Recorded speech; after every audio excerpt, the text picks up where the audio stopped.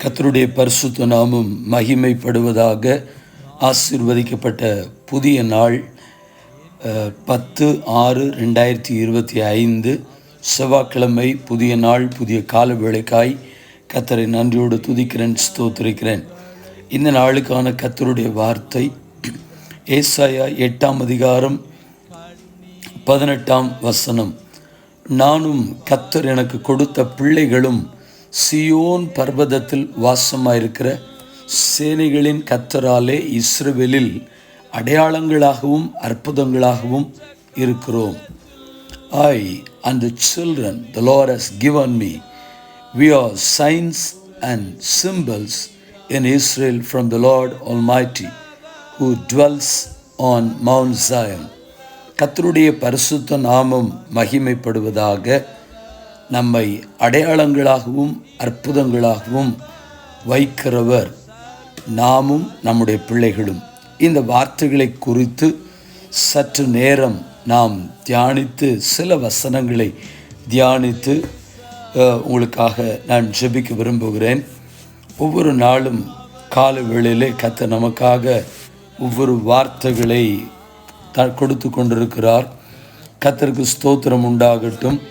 இந்த ஜெபங்களும் இந்த வேத வசனங்களும் உங்களுக்கு பிரயோஜனமாக இருக்கும் என்று சொன்னால் மாத்திரம் எங்களுடைய யூடியூப் சேனலை நீங்கள் சப்ஸ்கிரைப் பண்ணுங்கள். மற்றவர்களுக்கு அதை அனுப்பி கொடுக்கும்படியாக அன்போடு கூட நான் கேட்டுக்கொள்கிறேன். கர்த்தருடைய நாமம் மகிமைப்படுவதாக. ஆண்டவருடைய வார்த்தை, கர்த்தருக்கு ஸ்தோத்திரம், நாம் தேவ ஜனங்களுக்கு முன்பதாக அடையாளங்களாகவும் அற்புதங்களாகவும், புறஜாதி மக்களுக்கு முன்பதாகவும் அடையாளங்களாகவும் அற்புதங்களாகவும் நம்மை பார்க்கும் பொழுதே இவர்கள் கிறிஸ்தவர்கள், இவர்கள் நல்லவர்கள், இவர்கள் சாட்சி உள்ளவர்கள் என்கிறதை நம்மை பார்க்கும் பொழுதே ஜனங்கள் அடையாளப்படுத்தும்படியாய் நம்முடைய பேச்சு, நம்முடைய நடவடிக்கை, நம்முடைய செயல்பாடுகள், நம்முடைய பார்வை, இது எல்லாவற்றிலையும் we should reflect Jesus. நாம் எப்படியாகிலும் ஆண்டவரை பிரதிபலிக்க வேண்டும் என்பதுதான் நம்முடைய பிரதானமான நோக்கம். நாம் நம்முடைய பொறுமையாக இருக்கட்டும், நம்முடைய பேச்சாக இருக்கட்டும், நம்முடைய குணங்களாக இருக்கும், இதெல்லாமே ஆண்டவரை பிரதிபலிக்கிறதா? எவ்வளோ அமைதியாக பேசுகிறாங்க, இவங்க கிறிஸ்தவங்களாக இருக்கிறாங்கன்னு சொல்லக்கூடிய மக்களும் இருக்கத்தான் செய்கிறார்கள்.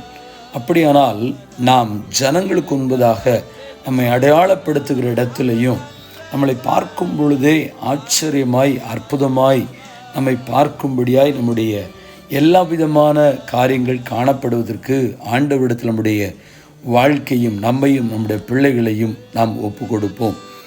கர்த்தருடைய நாமம் மகிமைப்படுவதாக. சங்கீதம் 22:30 சொல்லுகிறது, ஒரு சந்ததி அவரை சேவிக்கும், தலைமுறை தலைமுறையாக அது ஆண்டவருடைய சந்ததி எண்ணப்படும் என்று எழுதப்பட்டிருக்கிறது. கர்த்தருடைய பரிசுத்த நாமம் மகிமைப்படுவதாக. யார் அந்த சந்ததி? வேதம் நமக்கு என்ன சொல்லுகிறது? ஒரு சந்ததி அவரை சேவிக்குமாம். ஆம் பிரியமானவர்களே, மல்கியா தீர்க்க தரிசனத்தின் புஸ்தகம் 3:15 இவ்விதமாக ஒரு வார்த்தை எழுதப்பட்டிருக்கிறதை நான் படிக்கிறேன். அவர் ஒருவனை அல்லவா படைத்தார், ஆவி அவரிடத்தில் பரிபூர்ணமாயிருந்ததே, பின்ன ஏன் ஒருவனை படைத்தார், தேவ பக்தியுள்ள சந்ததியை பெரும்படிதானே என்று வேதாகமும் நமக்கு தெளிவுபடுத்துகிறது. அப்படியானால் சங்கீதம் 22:30 பார்க்கும் பொழுது, ஒரு சந்ததி அவரை சேவிக்கும், தலைமுறை தலைமுறையாக அது ஆண்டவருடைய சந்ததி. அந்த சந்ததி எப்படிப்பட்ட சந்ததி? தேவ பக்தியுள்ள சந்ததியாக நாமும் நம்முடைய பிள்ளைகளும் மாற வேண்டும். குறிப்பாக தேவன் நமக்கு கொடுக்கக்கூடிய சந்ததிகள் தேவ பக்தியுள்ள சந்ததியாக மாற வேண்டும். கிறிஸ்துவுக்கு முன்னடையாளமாக வந்ததான யோவானை குறித்து வேதத்தில் விதமாய் வாசிக்கலாம். லூக்கா 1:80 அந்த பிள்ளை வளர்ந்து, எந்த பிள்ளை?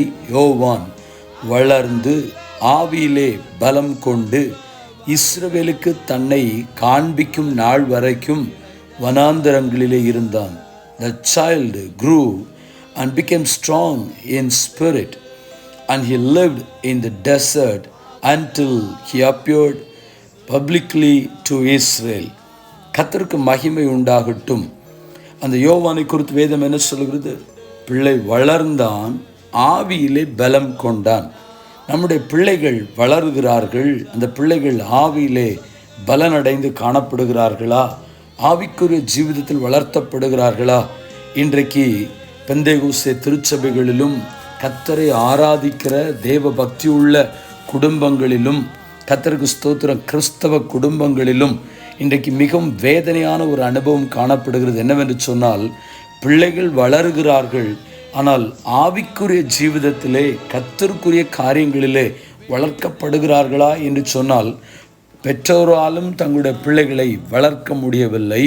கர்த்தருக்கு ஸ்தோத்திரம், ஸ்கூலில் போதுமான அளவிற்கு கண்டிப்பு கொடுத்து ஆசிரியர்களால் தங்களுடைய பிள்ளைகளை வழிநடத்தி கொண்டு செல்ல முடியவில்லை.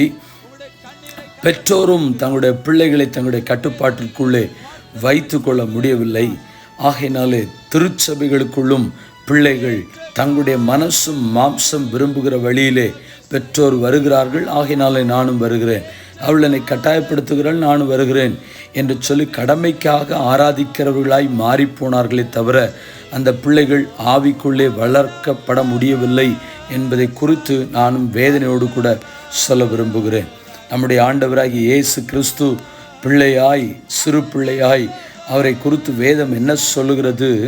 இயேசு அந்த பிள்ளை வளர்ந்து ஆவியிலே பலம் கொண்டு ஞானத்தினால் நிறைந்தது, தேவனுடைய கிருபையும் இயேசுவின் மேல் இருந்தது. The child grew and became strong. He was filled with wisdom and the grace of God was upon him. கர்த்தருக்கு மகிமை உண்டாவதாக. சங்கீதம் 127 சங்கீதம் 4 சொல்கிறது, இதோ பிள்ளைகள் கர்த்தரால் வரும் சுதந்திரம், கர்ப்பத்தின் கனி அவரால் கிடைக்கக்கூடிய பலன்.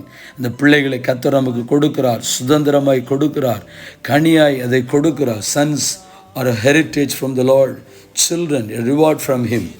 ஆண்டவர் நாம் கொடுத்திருக்கிற பிள்ளைகளை நாம் கர்த்தருக்கு விதத்திலே நாம் வளர்க்க வேண்டும். சங்கீதம் 128:3 சொல்கிறது, உன் பிள்ளைகள் உன் பந்தியை சுற்றிலும் ஒலிவ மர கன்றுகளை போல் இருப்பார்கள். Your sons will be like olive shoots around your table. கர்த்தருக்கு நாம மகிமைப்படட்டும். நீதிமொழிகள் 17:6 சொல்கிறது, பிள்ளைகளின் பிள்ளைகள் முதியோருக்கு கிரீடம், பிள்ளைகளின் மேன்மை அவர்கள் பிதாக்களே. Children are a crown to the aged, and parents are the pride of their children. கர்த்தருக்கு ஸ்தோத்திரம். ஆகினாலே பிள்ளைகளை கர்த்தருக்கு ஏற்ற விதத்திலே வளர்ப்போம். தேவ பக்தி உள்ள சந்ததிகளாய், தேவனுடைய ஆவியை பெற்ற பிள்ளைகளாய் வளர்த்தப்படுவதற்கு நாம் பிரயாசப்படுவோம். இதை கேட்கிற சிறு பிள்ளைகளும் இந்த வசனத்தை உணர்வடைந்து நான் கர்த்தருக்குள்ளே வளர வேண்டும் என்கிற எண்ணத்தோடு கூட வாழ்வதற்கு முயற்சிடுங்கள். கர்த்தர் உங்களையும் ஆசீர்வதித்து கனப்படுத்தி காப்பாராக. ஜெபிப்போம். பரிசுத்தமுள்ள தேவனே, இந்த வார்த்தைகளின்படி நாங்களும் கர்த்தர் எங்களுக்கு கொடுத்த பிள்ளைகளும் கர்த்தருக்கு ஸ்தோத்திரம், இத்தேவ ஜனங்களுக்கும் ஹல்லேலூயா மற்ற ஜனங்களுக்கு முன்பதாக கிறிஸ்துவை பிரதிபலிக்கிற பிம்பங்களாய் வாழ்ந்து காண்பிக்க, அடையாளங்களாய் அற்புதங்களாய் ஜீவிக்க கர்த்தருக்கு கிருபை பாராட்டும்படியாக ஜெபிக்கிறோம். இந்த ஜெபத்தை கேட்கிற சிறு பிள்ளைகள், பெரியவர்கள், வாலிபர்கள், நடுத்தர வயதில் இருக்கிறவர்கள் ஒவ்வொருவரையும் தனித்தனியே ஆசீர்வதிங்க. பிள்ளைகளுக்காய் காத்திருந்து ஜெபிக்க, எங்களுக்காக பிள்ளைகளுக்காக அழுது ஜெபிக்க எங்கள் ஒவ்வொருக்கு அப்படிப்பட்ட உணர்வை தரும்படியாக ஜெபிக்கிறோம். பரிசுத்தவான்கள் ஊழியர்களை ஆசீர்வதியும். இந்த நாளையும் எங்களையும் கர்த்தருடைய கரத்திலே சமர்ப்பித்து ஒப்பு கொடுத்து தாழ்மையோடு கூட ஜெபிக்கிறேன் எங்கள் பரிசுத்தமுள்ள நல்ல பிதாவே, ஆமேன். வாழ்த்துக்களுடன் ஜெபங்களுடன் pastor Jebadas. WhatsApp 9345353730. May Jesus bless you all. Amen. Amen.